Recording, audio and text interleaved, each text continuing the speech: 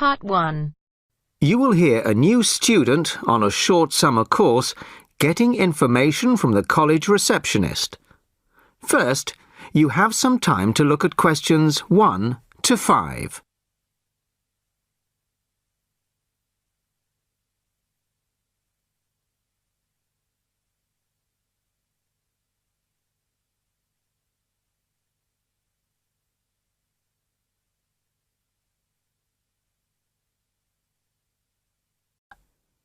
Now the test will begin. You should answer the questions as you listen, as you will not hear the recording a second time. Listen carefully to the first part of the conversation and answer questions 1 to 5.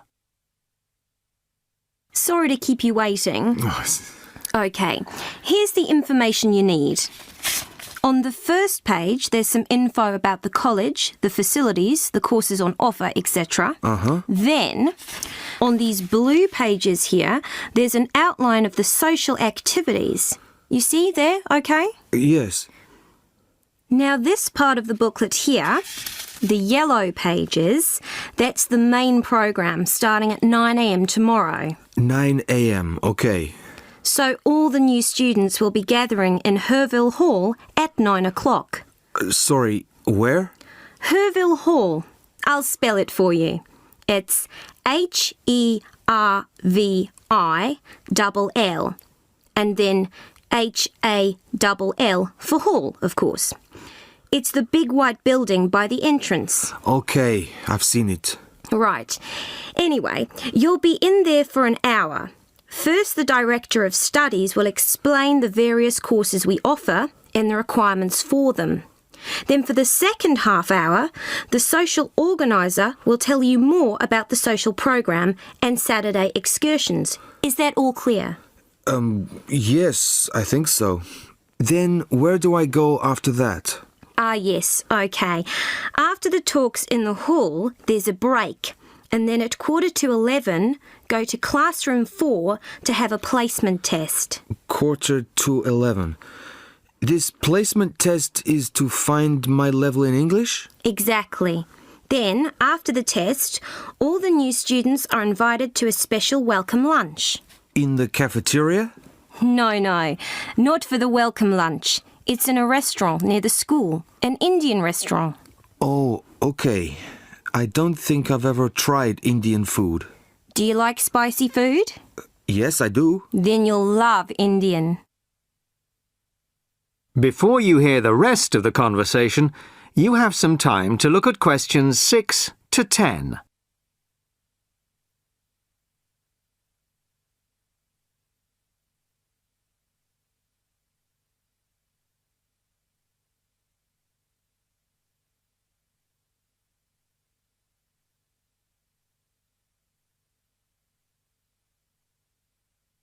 Now listen and answer questions 6 to 10. So, where's the Indian restaurant? Don't worry, it's really easy to find. Have you got that map I gave you? This one? Yes, that's it.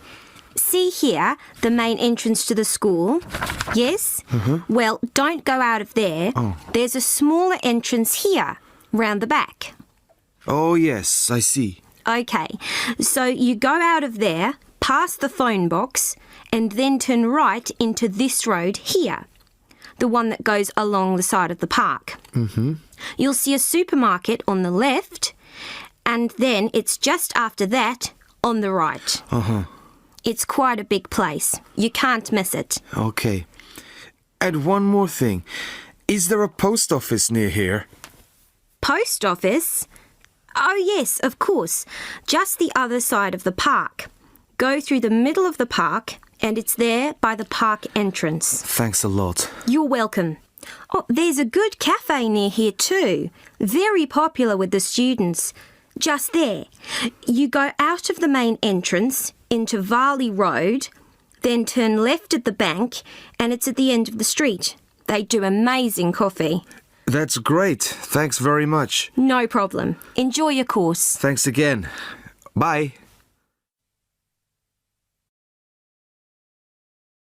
That is the end of part 1. You now have half a minute to check your answers.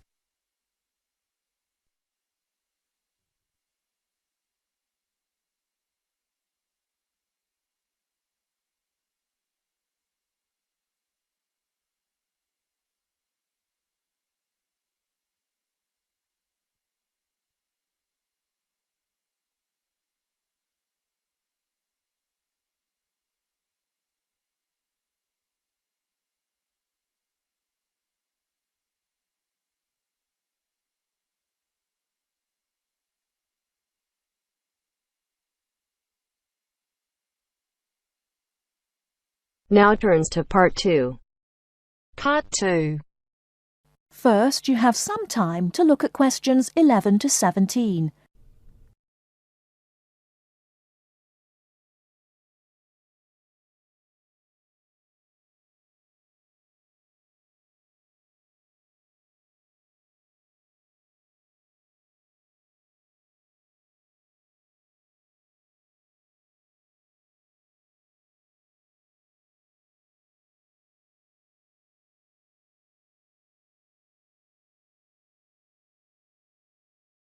Now, listen carefully and answer questions 11 to 17.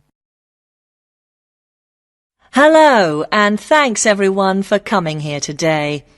I know it's always a bit stressful going for a job interview, but it's best to be prepared.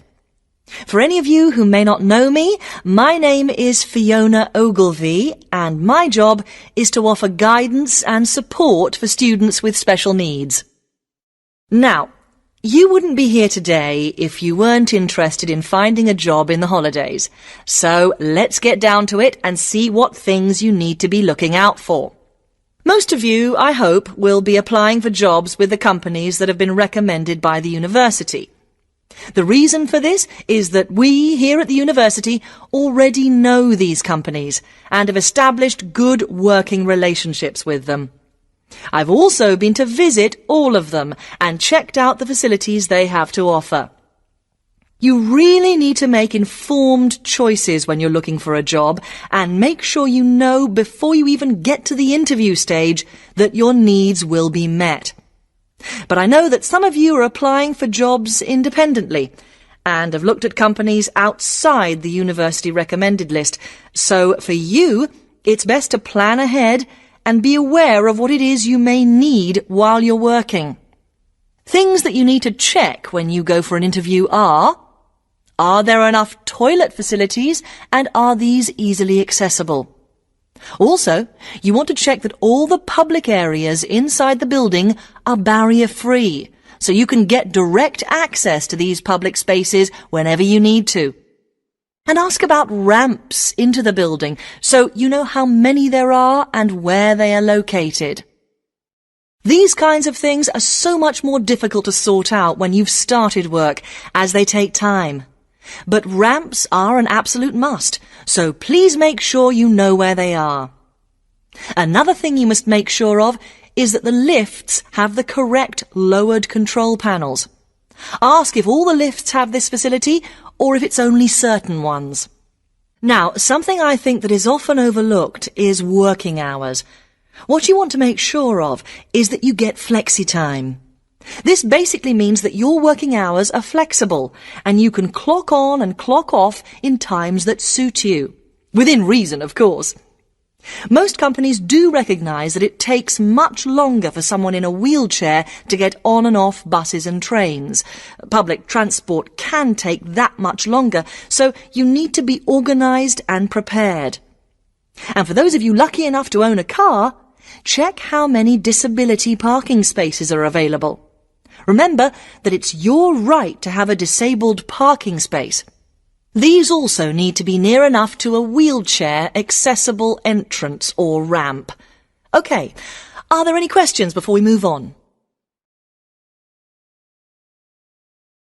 Before you hear the rest of the talk, you have some time to look at questions 18 to 20.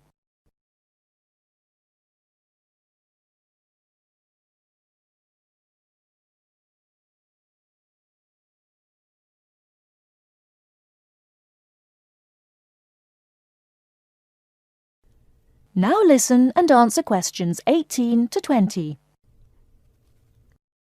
Right, let's move on then.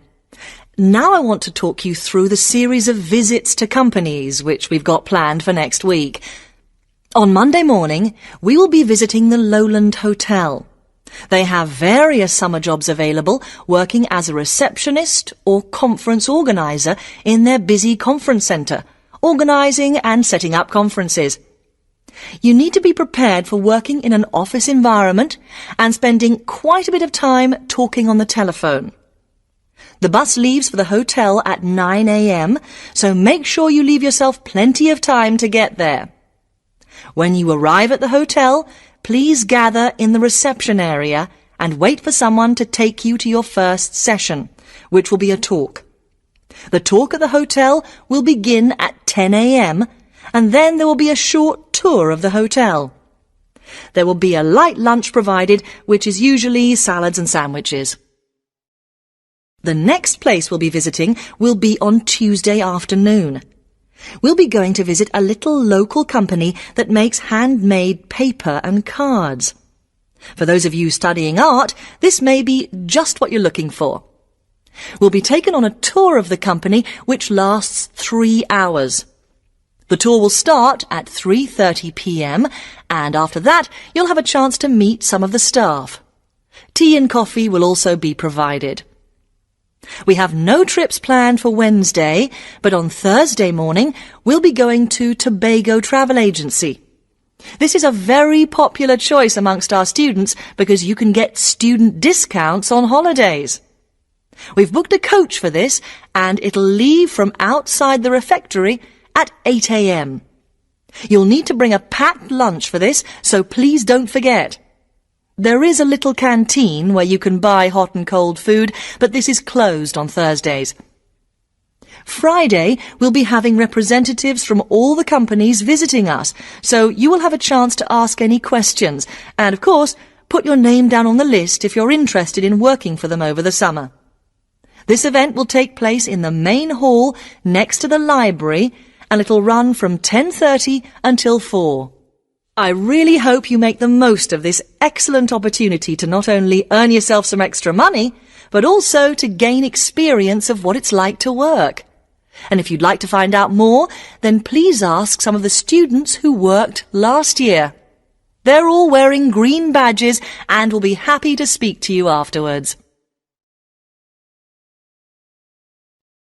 That is the end of part 2. You now have half a minute to check your answers.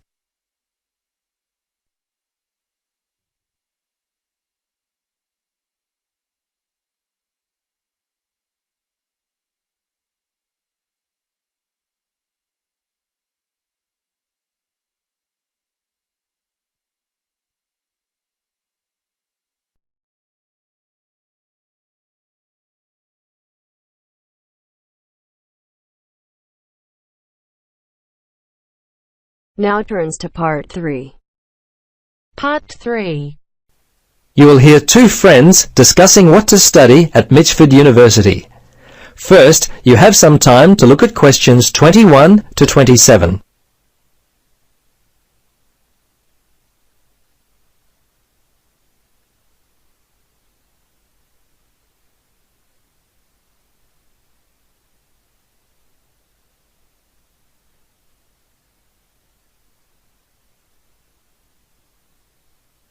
Now listen carefully and answer questions 21 to 27. Hello, Gloria. Hi, Paul. I just heard that you're studying psychology this year. At the moment, that's true, but to be honest, I'm not sure exactly what to study. You're in your 3rd year at university. Do you have any advice for me? Well, it's a difficult question for me to answer, but I do have some ideas based upon my personal experience that may be of help. Anything would be helpful at this point. I'm feeling a little worried about what I should do. Well, there are a few things that I would recommend. Firstly, ask yourself, what do you really enjoy studying? For example, maths, English, science? This will help you decide what course you should do. The university handbook lists all the courses available. You should take some time to look at it. A couple of my friends spoke with recent graduates of courses which took up a lot of time. Another thing which took a lot of time was an interview at the Dean of Academic Affairs office. They're always so busy there. Unless you've got a lot of time, I wouldn't bother with either of those ideas. Okay. Gloria, I understand there are some excellent publications that I can look at which will help answer my questions. But the trouble is, I'm having a real hard time locating them. Do you know where I might be able to go?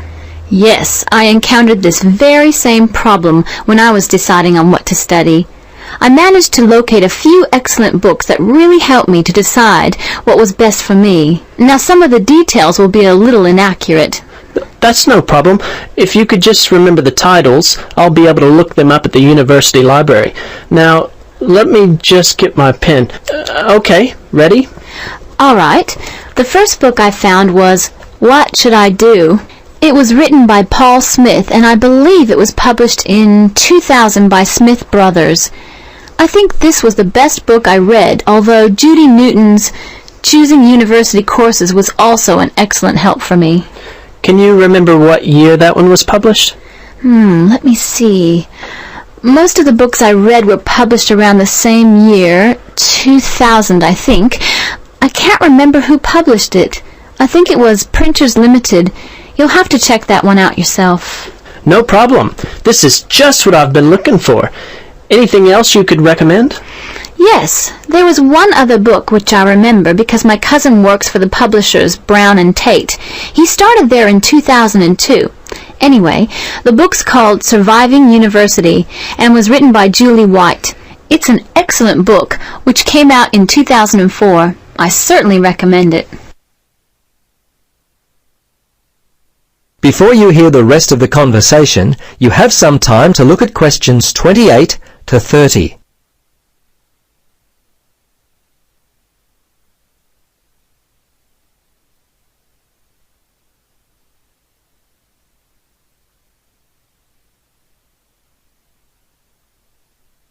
Now listen and answer questions 28 to 30. Gloria, this discussion has been so helpful. I wonder if I might ask one more question. Sure. What would you like to know?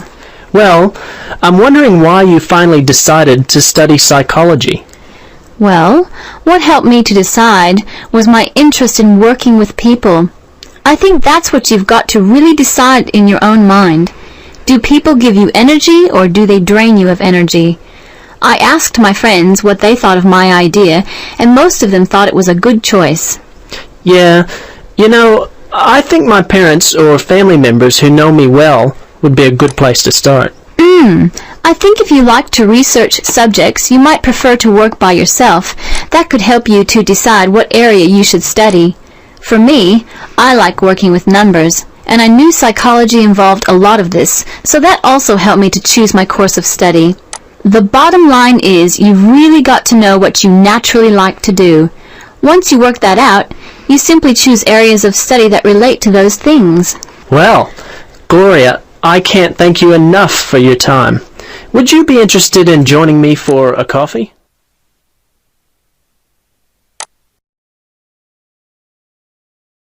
That is the end of part 3. You now have half a minute to check your answers.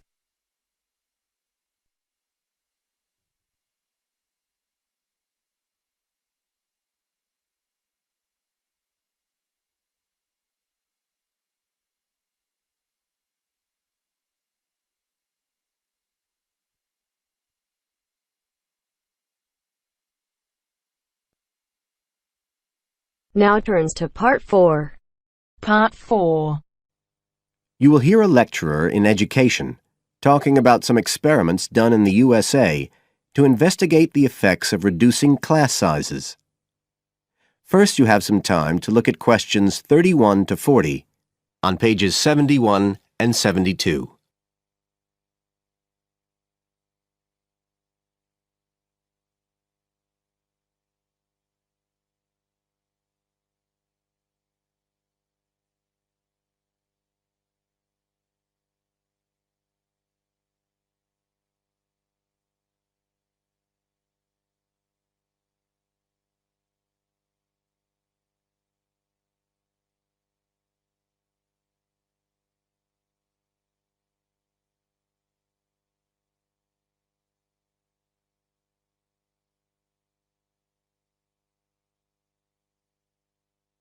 Now listen carefully and answer questions 31 to 40. All over the world, there are passionate arguments going on about how educational systems can be improved. And of all the ideas for improving education, few are as simple or attractive as reducing the number of pupils per teacher. It seems like common sense. But do these ideas have any theoretical basis? Today, I want to look at the situation in the USA and at some of the research that has been done here in America on the effects of reducing class sizes. In the last couple of decades or so, there has been considerable concern in the United States over educational standards here, following revelations that the country's secondary school students perform poorly relative to many Asian and European students. In addition, statistics have shown that students in the nation's lower-income schools in the urban areas have achievement levels far below those of middle-class and upper-middle-class schools. So would reducing class sizes solve these problems? Well, we have to remember that it does have one obvious drawback. It's expensive. It requires more teachers and possibly more classrooms, equipment, and so on. On the other hand, if smaller classes really do work, the eventual economic benefits could be huge. Better education would mean that workers did their jobs more efficiently, saving the country millions of dollars. It would also mean that people were better informed about their health, bringing savings in things like medical costs and days off sick. So what reliable information do we have about the effects of reducing class sizes? There's plenty of anecdotal evidence about the effect on students' behavior, but what reliable evidence do we have for this?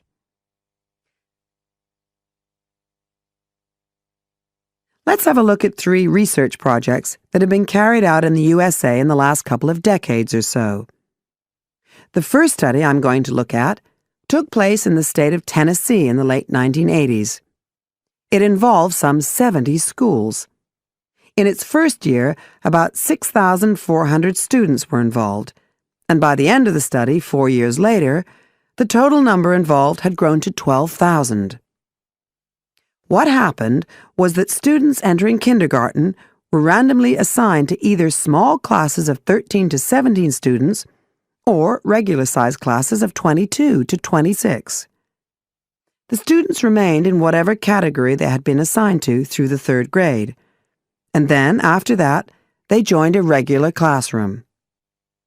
After the study ended in 1989, researchers conducted dozens of analyses of the data. Researchers agree that there was significant benefit for students in attending smaller classes, and it also appears that the beneficial effect was stronger for minority students. However, there's no agreement on the implications of this. We still don't know the answer to questions like how long students have to be in smaller classes to get a benefit, and how big that benefit is, for example. The second project was much larger and took place in California. Like the Tennessee study, it focused on students from kindergarten through to grade 3, but in this case, all schools throughout the state were involved. The experiment is still continuing, but results have been very inconclusive, with very little improvement noted. And the project has, in fact, also had several negative aspects. It meant an increased demand for teachers in almost all California districts. So the better-paying districts got a lot of the best teachers, including a fair number that moved over from the poorer districts. And there were a lot of other problems with the project. For example, there weren't any effective procedures for evaluation. All in all, this project stands as a model of what not to do in a major research project. A third initiative took place in the state of Wisconsin at around the same time as the California project began, and it's interesting to compare the two. The Wisconsin project was small. Class sizes were reduced in just 14 schools, but it was noteworthy because it targeted schools at which a significant proportion of the students were from poor families, compared with California's one-size-fits-all approach. Analysts have found that the results are very similar to the Tennessee project, with students making gains that are statistically significant and that are considerably larger than those calculated for the California initiative. Now, I'd like to apply some of these ideas to the latest.